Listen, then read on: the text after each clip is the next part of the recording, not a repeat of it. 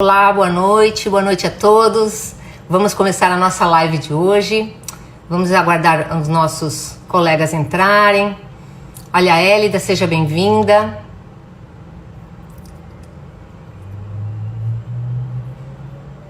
Hoje nós vamos, o nosso direto ao ponto de hoje será uma fala dirigida especialmente para os técnicos, os servidores técnicos da universidade.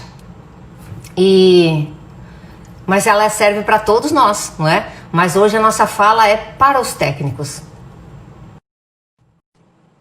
Estamos aguardando a professora Daniela entrar e nós já começaremos então a nossa fala. Hoje é dia 10 de julho, sexta-feira, já começando o final de semana, isso é muito bom. E vamos conversar então com as preocupações, vamos falar sobre as preocupações, as expectativas dos nossos técnicos da UFMT. A UFMT tem uma população de técnicos que sem eles nenhum curso de graduação ou pós-graduação conseguiria sobreviver. Não tem como, não é? Um curso sem um mínimo de estrutura. Mas nós temos várias realidades dentro da UFMT. E os técnicos, Patrick, Sandy, são indispensáveis. Mas veja, existem alguns lugares, alguns postos da UFMT, onde os técnicos estão mais presentes e em alguns outros menos presentes. Então, eu vou te contar a realidade nossa, do curso de Direito, aqui da Barra do Garças, aonde eu leciono, não é? Hoje nós temos 326 alunos. 326 alunos do curso de Direito com uma entrada anual apenas, não é? 326 alunos e nós temos um técnico, um só técnico. Um técnico, não é, que cuida da nossa, que ajuda os professores, não é? A cuidar do nosso laboratório, que é o nosso núcleo de prática jurídica. Então, 326 alunos, 14 professores, um técnico. Então, nós temos muita necessidade de técnico. E nós pedimos sempre por técnicos. E nós não conseguimos atendimento. O nosso técnico é valiosíssimo. E nós precisamos dele todos os dias. De segunda a sábado. Então, nós não temos nenhum técnico para fazer rodízio. Se o nosso técnico fica doente, não tem ninguém. Se o nosso técnico está de férias, não tem ninguém. Então, todo o trabalho de secretaria, quando o nosso técnico eventualmente precisa, então, estar ausente, é feito pelos professores, que poderiam estar pensando o curso, que poderiam estar fazendo pesquisa, não é? Exatamente, Lucas, o grande Arilson é o nosso técnico aqui da Barra do Garças, é o nosso técnico que tenta, com todas as forças, nos ajudar aqui nos cursos, não é? Se você que está aqui na sala com a gente, nos assistindo, pode colocar aqui embaixo. Oi, professora Daniele, como vai? Tudo bem? Apareceu! Terceira vez que eu entro e cai, mas agora vai, né? Agora Boa noite! Boa noite a todos que já estão presentes na nossa sala de bate-papo. Hoje estamos muito animadas aqui, sextou, né? Sexta-feira, né? Aquecendo para o final de semana e nós queremos bater um papo hoje com os nossos técnicos, né? Exatamente. Esses profissionais imprescindíveis para o funcionamento da nossa querida e amada UFMT. Então, Professora hoje nós Daniele, queremos... Oi. Olha só, eu fiz um convite para quem está aqui conosco na sala, que conte aqui para nós que curso está cursando, qual curso aqui da nossa universidade, quantos técnicos tem para o seu curso. Porque eu contei, enquanto a senhora entrava, da realidade do meu curso aqui de Direito, do nosso curso de Direito aqui da Barra do Garças, não é? Nós temos 326 alunos, 14 professores, um técnico. Então, nosso técnico, que é o grande Arilson, como foi lembrado aqui, para quem eu mando um abraço, que ele, então, não pode ficar doente, ele não pode viajar, ele não pode tirar férias, ele nada pode, teoricamente, porque quando ele precisa se ausentar, e todos os seres humanos precisam de alguma forma, inclusive de direito a férias, quem ocupa então as tarefas são os professores, que poderiam estar então pesquisando, fazendo outras valorosas tarefas do seu cotidiano. Então, nós já pedimos aqui, professora, várias vezes, mais técnicos, não é? O nosso curso de Direito aqui atende a comunidade, faz às vezes da Defensoria Pública. Nós temos um grande volume de processos e prazos e tudo mais, mas não fomos atendidos. Então, eu pedi aqui para quem está conosco, se poderia contar quantos técnicos tem no seu curso, que de repente, só o meu curso aqui, o nosso curso aqui de Direito da Barra do Garças, que está com problema. Pode ser que seja, não é? O que a senhora acha? No seu curso, na verdade, né, professora, vamos respondendo aí quem já está na nossa sala, né, de bate-papo. Na verdade, né, professora, as políticas do Reúne, ela trouxe uma expansão para a universidade, né? Então aumentaram muito, tanto professores, as vagas para professores, quanto a entrada de alunos, né? Mas aparentemente a proporção de técnicos não seguiu a mesma linha, né? E é essa a grande dificuldade hoje para a universidade. Boa parte das unidades, elas sofrem justamente com esse problema de não ter o número necessário de técnicos para o trabalho, né? Uhum. De estar ali no atendimento, nos dados, né? No fluxo de processos, né? São imprescindíveis. E toda vez que falta o técnico, que é imprescindível em todo esse processo, os professores acabam ficando sobrecarregados dos cargos administrativos, né? Ou então, aquele único técnico, como o professor está falando ali, acaba ficando assoberbado de trabalho, né? Então, essas condições, elas trazem uma situação de estresse, a qualidade de vida fica comprometida, e esse é um espaço que a gente tem que debater sobre a situação da universidade hoje, como é que está. Então, todos que já estão na live podem estar nos ajudando, contando como está no seu departamento, no seu instituto, na sua unidade administrativa, como está a situação hoje dos técnicos em cada unidade. Professora, então, nós vamos fazer o seguinte hoje, olha, eu recebi algumas perguntas aqui no meu privado, aqui pelo WhatsApp, e tem algumas perguntas aqui também na nossa sala. Nós vamos fazer um bate-papo bem direto ao ponto, novamente, e para nós começarmos a mostrar, então, a realidade dos nossos técnicos para a universidade. Até porque essa live de hoje ela vai ficar gravada, você vai poder vê-la lá no YouTube, poder revê-la lá no Facebook, não é? Então, boa noite para o Facebook, boa noite lá para o YouTube, boa tarde, quando você estiver vendo. Nós vamos fazer isso para guardar esse alerta, não é? Guardar esse alerta. Bem, professora, primeiro vamos, então, dar o nosso boa noite para toda a UFMT. Eu vou começar com a Barra do Garças, não é? Com o campus da Barra do Garças, que é o meu lugar de origem, é o lugar que eu amo, é o lugar que eu defendo com unhas e dentes, é o lugar que várias pessoas começaram a conhecer a partir das minhas atuações no CONCEP. Então, boa noite para a Barra do Garças, para os técnicos, em nome do Arilson, nosso herói aqui do direito. Boa noite para todos os técnicos aqui da Barra, boa noite para os técnicos de Sinop, para os técnicos da Várzea Grande e para os técnicos da sede da UFMT. E um abraço especial para os seus técnicos lá do curso de administração, não é mesmo? Aí, administração, né? Tem uma equipe porreta na administração. Quantos técnicos tem lá na administração, professora? Atualmente, acredito que seja 15. 15 pessoas. Teve bastante aposentadoria. Tem que atualizar agora os números, né? Porque nós estamos passando também por esse momento de aposentadoria na universidade. Nossa universidade, fundada em 1970, ela está com um período agora que está coincidindo a saída de muitas pessoas. E é justamente essa preocupação com a saída dos nossos colaboradores técnicos, a preocupação das unidades é se essas vagas vão ser repostas, né? Então, essa que é a grande ansiedade, né, de boa parte das pessoas, principalmente que estão na gestão, né? Professora, então vamos começar, não é? A população de boas pessoas, não é? Porque hoje nós vamos falar também da qualidade de vida de nós todos. Então, Se faltam professores, faltam ainda mais técnicos na nossa UFMT. Ou por conta da aposentadoria, que chegou para vários, pela não reposição de novos técnicos, não é? Ou pelo problema de gestão mesmo, de alocá-los nos seus devidos lugares, certo? Então, a população da UFMT hoje, entre técnicos, alunos e professores, a nossa população de boas pessoas, somos quantos mesmo? Em torno de 1.500, né? 1.500 técnicos. Se nós juntarmos alunos e professores, chegaremos a 26 mil pessoas?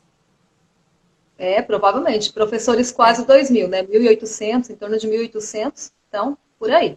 Por aí, né? Mas não chegamos a 30 mil, não, né?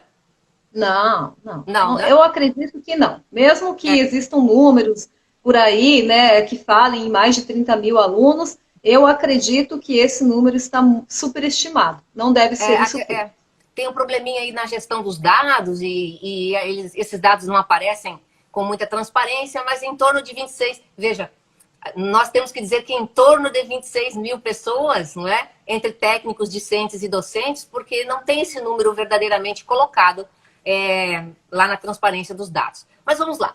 Professora, para os técnicos eles reclamam de jornada de trabalho muito longa, eles reclamam ou eles estão insatisfeitos algumas vezes porque tem muito retrabalho. O que é retrabalho? A senhora que convive com os seus técnicos, o que de retrabalho o técnico tem que faz normalmente? E o que a gente pode fazer para solucionar isso? O retrabalho vem muito da falta de informação, da falta de ter manuais claros para que todas as pessoas que, em algum momento, se esse técnico que é efetivo tenha que se ausentar, exemplo, quando ele sai de férias e outro tenha que cobrir o lugar dele, se nós tivéssemos tudo mapeado, tudo certinho, quais são as funções, o desenho de cargo certinho com as atribuições, os fluxogramas de todas as tarefas que ele desenvolve, as pessoas que iriam cobrir a ausência desse colaborador não passariam por tantas dificuldades. Então, nós temos que fazer, sim, um levantamento, uma sistematização de todos esses documentos, de todas essas funções desenvolvidas pelos nossos técnicos, para que essa gestão possa ser melhorada, para que aqueles que venham suprir a ausência em momentos de doenças, ou afastamento, ou férias, que as pessoas que venham a cobrir possam chegar e não ficarem perdidas. Elas possam saber o que fazer naquele lugar. Tudo tem que estar documentado. Mas aí também, como nós já estamos na era da informática também, da comunicação visual, né, auditiva, nessa comunicação interativa, nós podemos também criar manuais através de vídeos, podcasts. Não precisa ser só o papel mapeado, coladinho na parede. Nós temos também outros meios para poder sistematizar todo esse conhecimento que deve estar ali dentro de cada unidade. Concorda, professor? Gestão de processos, então melhorar a gestão de processos, não é? Catalogar essa gestão de processos, então esses processos, fazer esses processos, esses procedimentos, né? Gestão de processos, ser mais eficiente, obviamente, não é? Usar da tecnologia, automação, para que não ofereça retrabalho. Eu penso que a automação e a inteligência artificial podem nos ajudar muito, isso tem que ser feito, é preciso ser feito. Retirando o retrabalho, nós colocamos um pouquinho mais de qualidade de vida para os nossos técnicos e professores, não é? E tudo mais. Professora, olha só, vamos falar da qualidade técnica dos nossos técnicos, dos servidores técnicos. Para quem olha da comunidade para os técnicos, o que eles poderiam ver, mas não veem? Os nossos técnicos eles são replicadores de tarefas manuais, eles são... como que eles participam da gestão? Quais são as qualidades técnicas do nosso servidor técnico? Nós temos esse levantamento? Como é que é? Não temos, Sandra. Nós temos uma urgência em começar a fazer uma gestão por competências na nossa universidade. Agora nós temos que fazer justiça, né? A professora Rosa, do nosso departamento, está começando a fazer esse levantamento, esse mapeamento de competências. Então, logo nós teremos um banco de dados. Então, olha que maravilha. Já poderemos ter um banco de dados estruturado para que possamos identificar onde estão as competências técnicas necessárias para alocar no lugar certinho, cada competência no seu lugar. Então, esse trabalho ele tem que ser feito dentro da universidade. Há muitos técnicos com talentos, com competências e habilidades pouco aproveitadas, subaproveitadas. Então, nós temos que fazer o mais rápido possível todo esse levantamento, um banco de dados que possa oferecer no momento que as pessoas precisam identificar essas qualificações, essas competências, ele tem que estar o banco ali organizadinho de maneira funcional que possa proporcionar que esse servidor técnico seja encontrado aonde ele estiver para ser alocado no melhor local possível, de acordo com as suas competências. Exatamente. Isso vai trazer mais motivação, porque Exatamente. Tem muito colaborador que está desmotivado por estar executando atividades abaixo da sua capacidade. Exatamente. Né? Aliás, então, a gente vê, às vezes, pessoas com doutorado e que não estão sendo aproveitadas em toda a sua potencialidade. Aliás, eu vou agora puxar aqui para o direito e dizer o seguinte, nós temos técnicos doutores, nós temos técnicos mestres, nós temos técnicos especialistas, e isso a comunidade talvez não saiba, né? A comunidade acadêmica mesmo talvez não saiba, não é? Então, toda vez que nós oferecemos um trabalho, uma jornada de trabalho inferior à capacidade do nosso técnico ou do nosso professor, né? Hoje nós estamos falando para o técnico, isto pode, gente, pode representar assédio moral. Isto é indigno. Oferecer um trabalho, uma jornada de trabalho para um trabalhador a quem, abaixo das capacidades, gera dano ao patrimônio moral. Olha, quantas vezes o nosso técnico conseguiu falar isso, não é? Mas eu quero voltar aqui direto ao ponto, que já estou sendo alertada pelos nossos amigos aqui da sala. Direto ao ponto, professora. Os nossos técnicos podem ser pró-reitores, secretários na nossa gestão? Com certeza, serão todos bem-vindos. Nós vamos colocar como estandarte da nossa gestão a gestão por competências. Logo, competências estão em pessoas e não na sua classificação por categoria. Então, é isso que nós vamos olhar. Quem é que tem a qualificação mais adequada, o perfil mais adequado para aquela vaga. Certamente, se for o técnico, será ele que vai preencher aquele cargo. Certamente, seguramente, professor. E veja só, complementando essa sua fala, tem aqui uma opinião do Patrick. Faz muitos milhões de anos que servidor técnico não é subalterno a ninguém. É bom que se diga. Nós temos hierarquia, eu tenho hierarquia e eu cumpro. E eu respeito a minha hierarquia, não é? Mas, a minha hierarquia, ela me respeita. É assim que tem que ser, não é? Por isso, Patrick, nós estamos pensando com a professora Daniela e o nosso grupo de trabalho que nós vamos implementar uma gestão em governança. Significa dizer que todos irão, então, opinar, participar, colaborar para a confecção de metas. Todos nós teremos metas. Da reitora ao auxiliar, auxiliar geral. Todos teremos metas. Todos nós. Mas essas metas serão feitas por nós mesmos. Não é? Então, isso é uma forma de valorização. Ninguém é subalterno de ninguém. O escalonamento aqui da hierarquia na universidade, como em qualquer lugar do serviço público, é para dizer quais são as suas tarefas e quais são as suas responsabilidades. Nós somos todos seres humanos do século XXI. Não é possível que seja diferente. Juridicamente, isso é uma aberração. Não é possível. Nós somos todos iguais, cada um com o seu trabalho e cada um com a sua responsabilidade. Gestão em governança vai acabar com essa história triste de subalterno e dono do lugar. Isso não existe, não é? Mas vamos lá. Tem mais gente aqui fazendo perguntas. Eu ouvi numa live anterior de vocês, disse a Hélida. Como vocês, então, querem mudar fazer uma vitrine da nossa UFMT com a ajuda, a colaboração dos técnicos. Como que técnico pode fazer, ajudar a nossa UFMT a ser uma boa vitrine, uma vitrine positiva, professor? Além de ser pesquisador, que ele pode, além de ser extensionista, que ele pode, o que mais ele pode ajudar e colaborar na nossa gestão para fazer a UFMT ser melhor? Os nossos técnicos, eles são essenciais.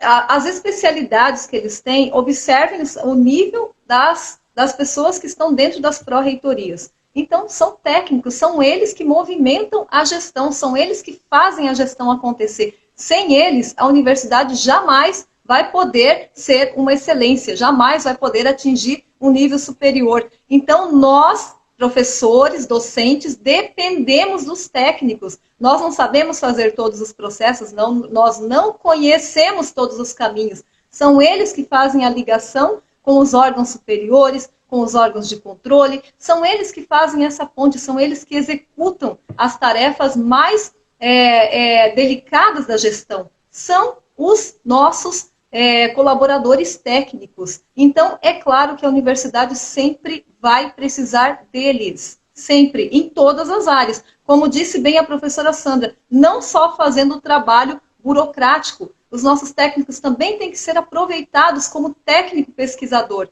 Eu conheço um técnico que, inclusive, não vou citar o nome, mas ele defende que a nossa gestão dê a oportunidade de criar a figura do pesquisador técnico dentro da universidade, o que é muito justo. E aproveitando a pergunta da Hélida, todo técnico que consegue fazer um mestrado e um doutorado, ele aprendeu o caminho da pesquisa. Ele deve ser aproveitado também dentro dos nossos programas de pós-graduação. Por que não? Né? O pesquisador técnico engajado fazendo parte desses quadros. E o técnico extensionista também. Nós precisamos muito do conhecimento para a extensão. Nesse momento que a universidade vai precisar aprender a fazer extensão, não em situações isoladas, em experiências aqui ou acolá, tem que ser unificado, tem que ser institucionalizado. Nossos PPCs tiveram que passar por reformulação para absorver 10% de carga horária, no mínimo, para a extensão. E nós precisamos de quem para nos ajudar? Professora, direto ao ponto. Então, se o nosso técnico for um pesquisador ou um extensionista, as horas dedicadas para essas funções estarão na jornada semanal de trabalho, obviamente. Certamente. Obviamente. Certamente. Isso. Tem uma pergunta ótima que nem tinha chegado ainda nela, já antecipei. O Patrick pergunta aqui, então, quais são as ferramentas para apurar assédio moral que nossos técnicos eventualmente possam sofrer? Além da ouvidoria que funcione, o que mais a gente pode antecipar, professora? Os processos normais, né, Patrick? Eu acho que tudo tem que ser relacionado, documentado, avaliado pelas comissões. Isso é o que a universidade deve oferecer como proteção a todos os seus servidores, a toda a comunidade acadêmica. Então, esse é o caminho, né? Que tem que ser, primeiro, documentado, passar por todas as instâncias, avaliado pelas comissões, né? Comissões que incluem ética, e observado o que realmente aconteceu e dado o seu veredito em relação ao ocorrido. Professora, olha só, tem uma pergunta que chegou aqui antes, no privado, que é o seguinte, ó. O técnico tem uma luta de muitos anos e muito sofrida, aliás, como os professores, não é? Diga-se de passagem, ele consegue passar no mestrado, no doutorado, mas ele não consegue fazer. Não consegue fazer. Então, tem dinheiro? É possível oferecer capacitação e qualificação para os nossos técnicos? Porque isso significa, professora, melhoria na qualidade de vida, uma melhor participação na universidade. Então, lembra, na nossa turma mesmo do doutorado, nós tínhamos valorosíssimos técnicos, não é? Que nos ensinaram muito, não é? No doutorado. Então, é possível, tem dinheiro? É possível oferecer capacitação e qualificação para técnico, professora? Existem, inclusive, né, as destinações corretas para essa finalidade. Então, existe sim as rubricas para serem destinadas à capacitação e qualificação tão necessária aos nossos técnicos. Imagine em tempos em que nós passamos por tantas transformações, em que há urgência de aderirmos a cada vez mais às ferramentas tecnológicas, a necessidade de capacitação, ela se faz presente a todo tempo. E não menos importante, as qualificações. Como é importante a gente desenvolver todas as potencialidades dos nossos colaboradores técnicos também. É uma experiência única depois que ele passa por um curso, né, de pós-graduação, depois que ele passa por um mestrado, depois que ele passa por um doutorado. Ele amplia o seu conhecimento da mesma forma que o docente, da mesma forma que o estudante que passa por esse processo. É extremamente importante. Quem faz parte de uma universidade, quem compõe ela, tem que conhecer ela na essência, tem que conhecer também a pesquisa, o mundo da pesquisa. E essa oportunidade, ela tem que ser assegurada aos colaboradores. Tanto é que nós somos frutos de um investimento desse, né? O Dinter, que deu a nós a oportunidade de fazer o doutorado, junto com alguns servidores técnicos também, foi um investimento que a universidade fez em cada um de nós e nos proporcionou essa qualificação que foi essencial para nos dar, inclusive, esse aporte para estarmos hoje nos colocando nessa empreitada, nessa luta, né, professora? Que a gente deseja fazer uma universidade melhor, de acordo com todos aqueles modelos que nós podemos estudar, que nós podemos ver como funciona na prática. Aliás, muitos técnicos, professores mesmo, quando conseguem uma vaga para doutorado, pós-doutorado, não é? Os técnicos mesmo, doutorado, pós-doutorado, mestrado, e tem uma negativa para fazer, para diminuir jornada ou para afastamento, parece que quem quer estudar é penalizado, não é? E aí eu lhe digo, professora, veja, eu fiz o doutorado junto contigo, lembra? E o nosso doutorado é fruto de uma cooperação entre duas instituições, então era um Dinter, então era vontade da nossa UFMT, e acredite, eu tive que entrar com mandado de segurança para poder fazer o doutorado, para poder ter o afastamento que eu tinha direito, não é? Então, não é fácil a nossa vida, não é fácil a vida de quem quer estudar. Então, eu sei a dor que é, não é? Eu precisei entrar com mandado de segurança, convencer um juiz, uma juíza, enfim, da Justiça Federal, que estimular o crescimento intelectual faz parte dos direitos humanos, entende? Então, eu quero dizer para os técnicos de viva voz, por experiência própria, jamais, na nossa gestão, isso não acontecerá. Além de ter bons canais de denúncia de assédio moral e de negativas fora da lei e contrárias à lei, não é? Eu terei assim um cuidado. Eu, Sandra, terei um cuidado, porque eu sofri com isso, não é? Fiz novena para que saísse a liminar, não é? Para eu poder terminar o doutorado que a própria instituição disse que era para eu fazer. Eu passei junto com vários, por uma eliminatória. Eu sei o sofrimento. Então, isso é uma garantia. Eu falo do coração. Jamais isso vai acontecer na nossa gestão. Isso é uma afronta. Isso dá para ir para o Tribunal Americano de Direitos Humanos. Isto é inadmissível, ok? Professora, para os nossos alunos e para quem nos ouvir depois de agora, tem diferença, então, entre capacitação do nosso técnico e qualificação? Qual que é a diferença mesmo? Sim, a capacitação são os cursos de curta duração, né? Que os nossos colaboradores podem fazer para se aprimorar, né? Em um curto tempo, ele precisa adquirir um conhecimento rapidamente para dominar uma nova ferramenta, um novo método, um novo processo. Isso é rapidinho para fazer e geralmente é oferecido pela instituição em larga escala, né?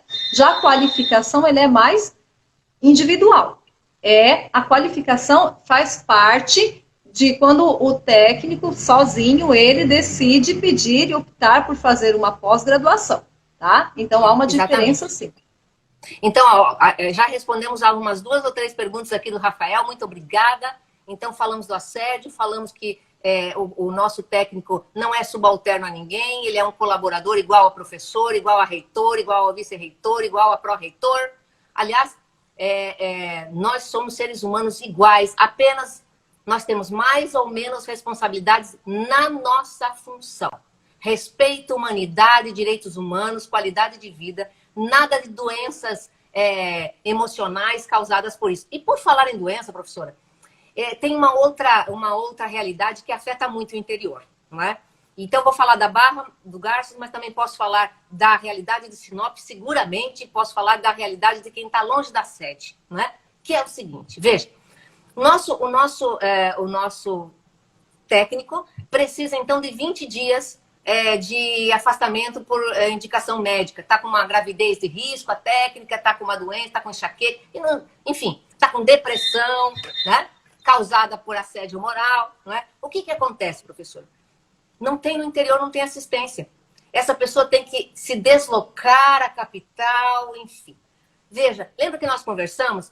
Quando isso acontecer, por que nós não podemos delegar esta função da checagem para a Barra do Garças, para a Sinop? Ora, aqui nós temos médicos, aqui nós temos enfermeiros, aqui nós temos psicólogos. Nós não estamos no fim do mundo, nós só estamos na Barra do Garças.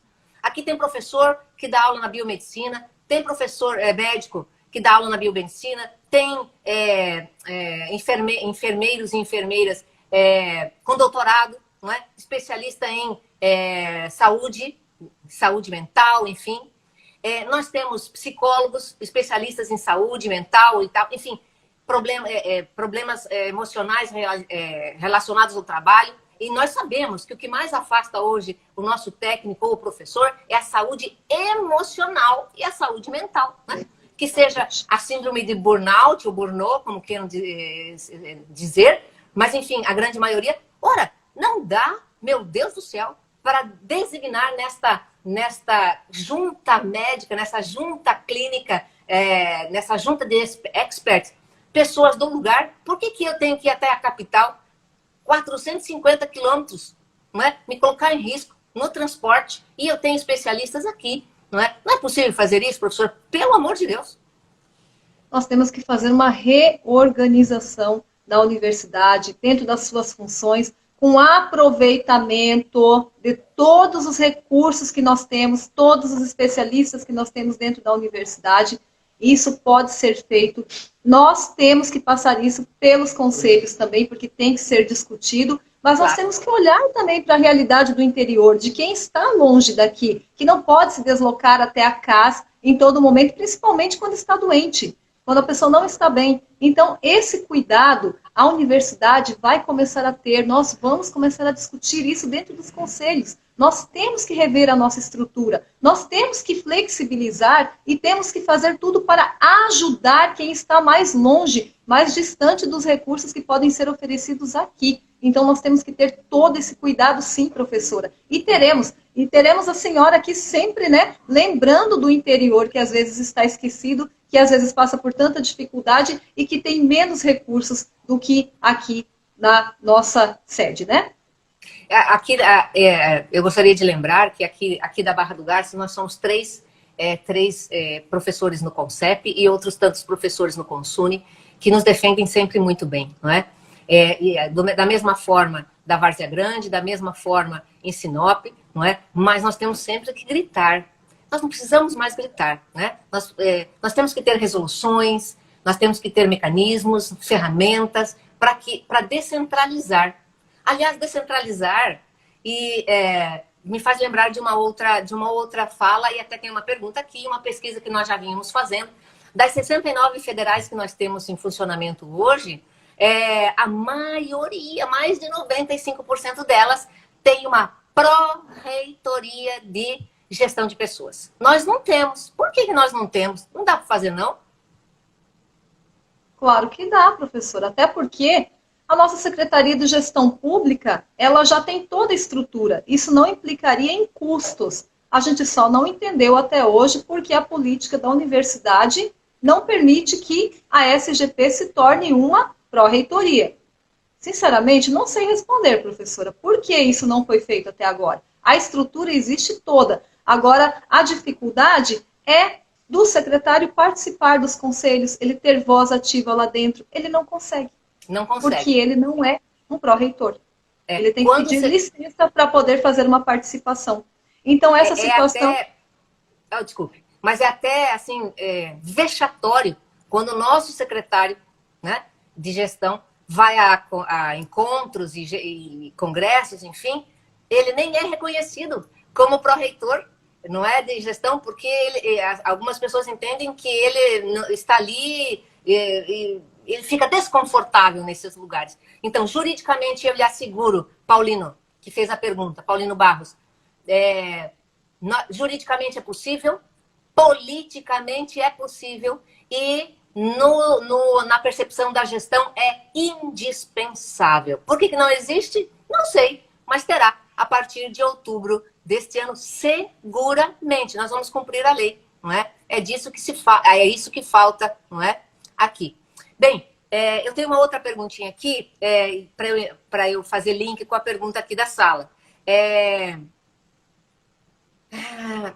Falamos da pró-reitoria, falamos da capacitação e da qualificação, não é? Escute, dá para fazer qualificação naqueles mestrados ou doutorados em rede?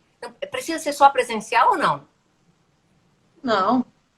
Nós temos, inclusive, no nosso departamento, nós fazemos parte também, né, do mestrado em redes. Então, com certeza, inclusive, nós vamos pleitear novamente, se houver mais um edital, para o mestrado em redes em gestão pública. Nós concorremos ao edital, né, o Departamento de Administração, que já ofertou, inclusive, uma pós-graduação em gestão pública para os técnicos da universidade. Foram muitos técnicos qualificados nessa gestão. Eu participei como professora dessa pós-graduação e nós também pleiteamos o mestrado em redes. Infelizmente, naquele momento, nós não tínhamos um corpo docente mais forte do que Mato Grosso do Sul, que acabou levando para lá o mestrado em redes, né? Porque esse mestrado ele faz parte do PINAP, que é um programa de formação nacional para os administradores públicos, e ele é distribuído em todo o território nacional. Mas naquele momento, infelizmente, o nosso corpo docente não era mais forte do que da nossa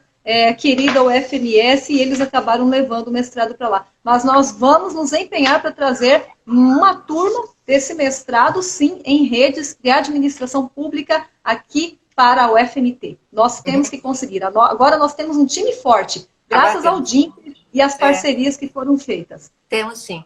Professor, olha só, o senhor Antônio Carlos diz aqui que ele já teve a oportunidade de, por meio de extensão, trazer a comunidade para dentro da universidade, não é?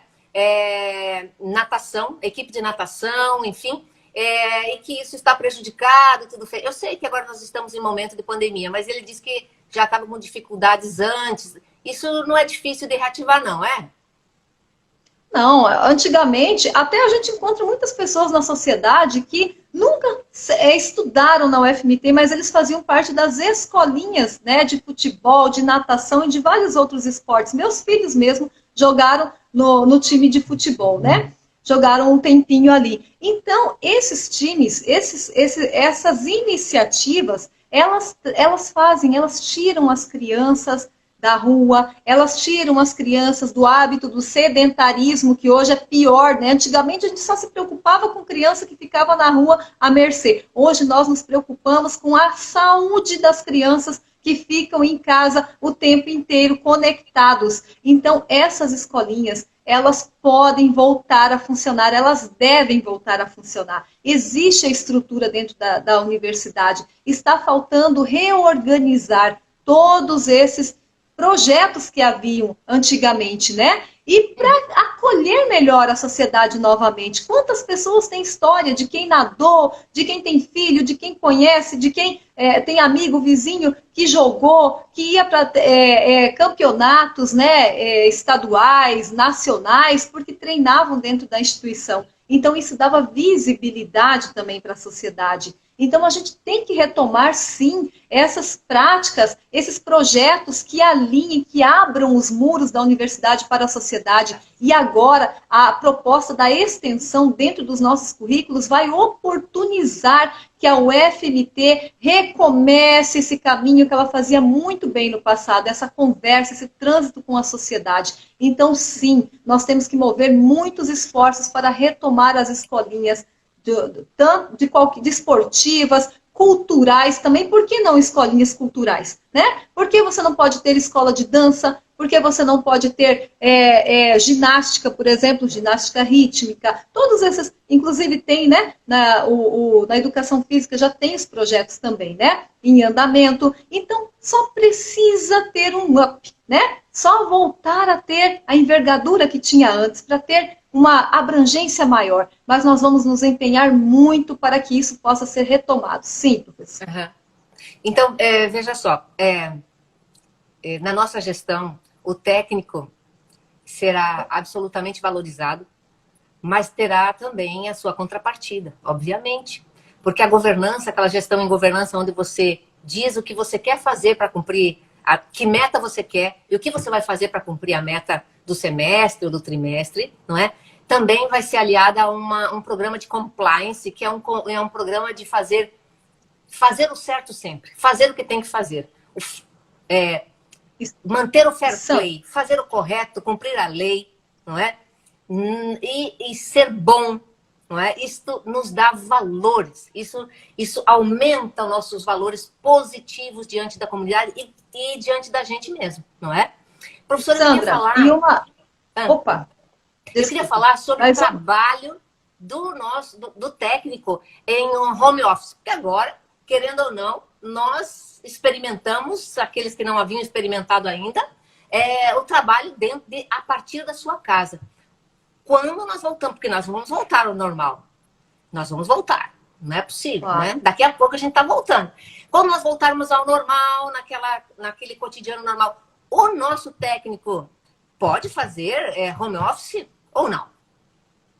Com certeza. O home office certamente veio para ficar. Então, hoje as organizações estão descobrindo que dá para fazer, dá para trabalhar com a mesma produtividade em casa. Não precisa se deslocar até o seu local de trabalho para você fazer as suas tarefas. Até o rendimento pode aumentar, porque você não perde tempo no trânsito, você não se estressa com isso e aumenta até a qualidade de vida. Imagine as pessoas que têm dificuldade de mobilidade, os nossos técnicos que possam, e que também, né, tenham parentes, pessoas, familiares que tenham algum tipo, que demandem algum tipo de cuidado especial em casa, que impossibilite ele de sair da sua casa. Se ele sai, tem que contratar outra pessoa para deixar cuidando dessas pessoas, fica preocupado, o seu rendimento é menor. Com certeza. Então, o home office, sim, professora, tem que institucionalizar um regimento para o nosso home office. Ele tem que ser pensado, institucionalizado na nossa instituição, porque há muitas tarefas que podem ser feitas, sim, com determinação de metas certinhas. Os nossos técnicos têm, sim, muita capacidade para desenvolver o seu trabalho em home office. E cabe a cada um que desejar poder aderir a essa modalidade. Por que não? Professora, eu gostaria de contar uma experiência. O doutorado nos leva assim para várias experiências, levantar muitos dados. E eu fiz um levantamento de dados de técnicos lá do Poder Judiciário, né? Então, técnicos do Poder Judiciário são técnicos técnicos, não é? Auxiliam nas tarefas, não é? Propõem tarefas. E juridicamente falando, nós podemos pedir o mesmo tratamento. Então, eu vou te contar a experiência que eu vivi. Existe no Poder Judiciário a seguinte cultura, não é? Trabalho em casa, trabalho home office há muito tempo, certo? Então, existem unidades judiciárias onde é o servidor que faz escolha. Então, por exemplo, eu quero trabalhar 3 dias em casa e 2 dias no gabinete ou no meu local de trabalho fisicamente. Quem quer? Pode. Tem unidades judiciárias que o servidor precisa se apresentar uma vez no mês. Só uma vez no mês. Ele tem tarefas, ele tem metas e ele faz o trabalho dele de casa. Uma vez no mês. Tem unidade judiciária que a cada 3 meses. Tem unidade judiciária que a presença física só é cobrada a cada 6 meses. Está bom assim? 6 meses. Então, veja. Ali, isso significa confiar no técnico, confiar no servidor, acreditar no que ele faz e possibilitar que ele faça as suas metas, o seu trabalho, do melhor lugar aonde ele se sinta melhor, que ele se sinta bem. E lhe digo, professora, o rendimento de quem trabalha em casa é maior. E lhe digo ainda, em várias dessas unidades, 98% dessas unidades que eu estudei, a meta de quem trabalha em casa é 10% maior. Então, quer trabalhar em casa, então você vai ter um pequeno... a sua meta é 10% maior. Todo mundo aceita, ninguém nega, todo mundo quer. Eu então confirmo, professora.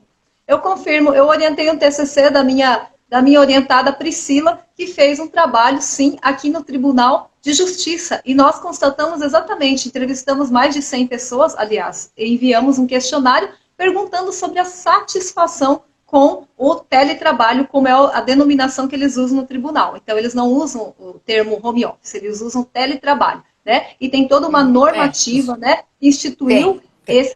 E tem os critérios para que eles possam optar ou não, e claro, sempre é opcional. Se a pessoa desejar, então veja, tem pessoas que nem moram aqui na sede, elas moram em outras localidades e elas entregam pontualmente dentro das metas estabelecidas com a qualidade do trabalho que se deseja. Então é perfeitamente possível, é só fazermos uma análise, um estudo dos cargos, das funções e compreender quais têm viabilidade de se fazer home office e possibilitar essa alternativa para quem deseja trabalhar da sua casa, no conforto da sua casa.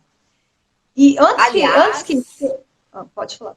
Aliás, professora, nós podemos dar uma dica jurídica para os nossos técnicos, né? Se entrou no mestrado, entrou no doutorado e precisa diminuir a sua jornada de trabalho, você terá preferência para o teletrabalho. Você terá preferência. Aí você pode fazer o bloco das suas disciplinas em Brasília, no Chile, no Equador, aonde for, e você vai entregar o seu trabalho. Igualmente, você continua trabalhando, mas você trabalha de forma remota, entrega todas as suas tarefas, cumpre a sua meta do mês, quinzenal, faz o seu doutorado, faz o seu mestrado, não é? Então, o teletrabalho é para motivar as pessoas, para ajudar a uma pessoa que tenha problema de mobilidade, enfim, ou aquele que se sente melhor.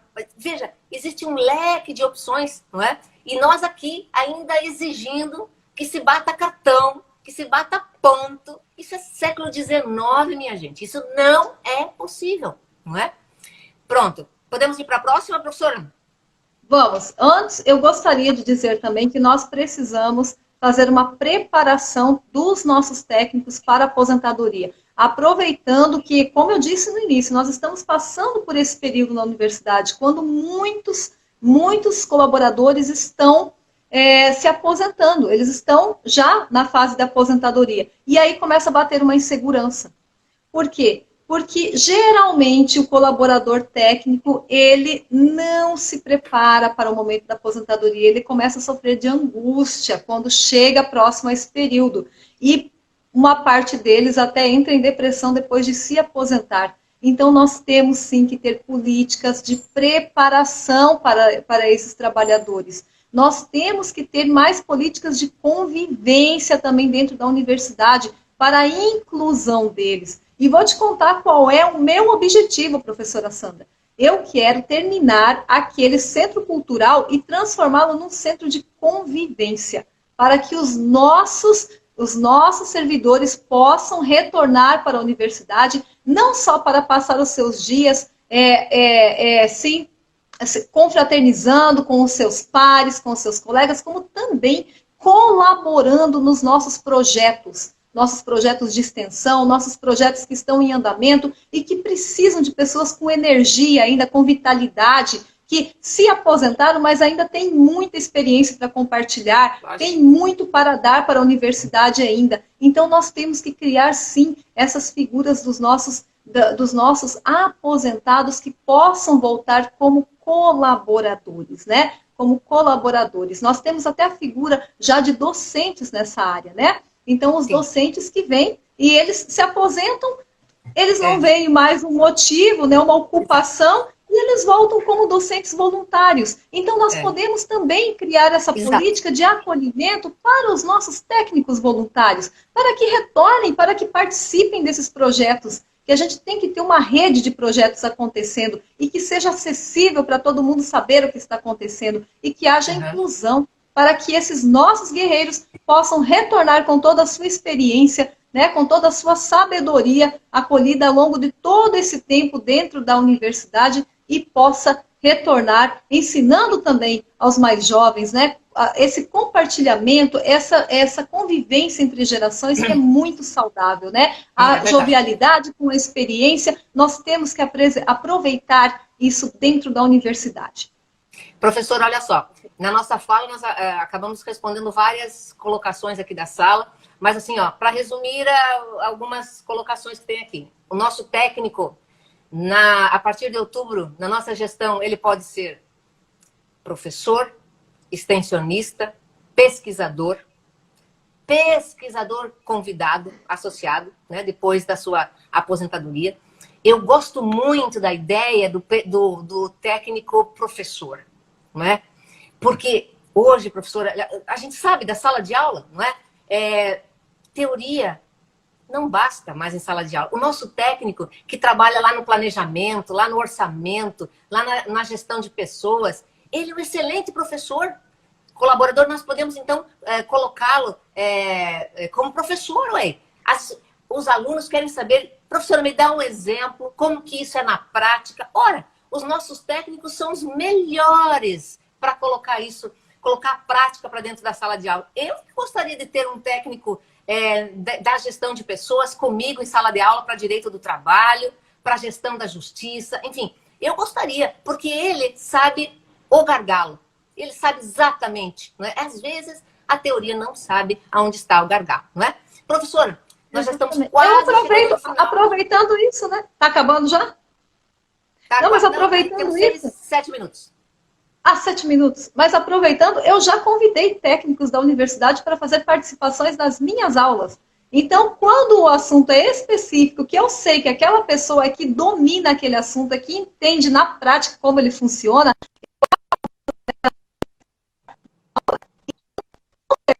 eles podem acrescentar muito à formação dos nossos estudantes com a sua experiência. Além da teoria, eles têm muita experiência para passar. E isso tem que ser valorizado.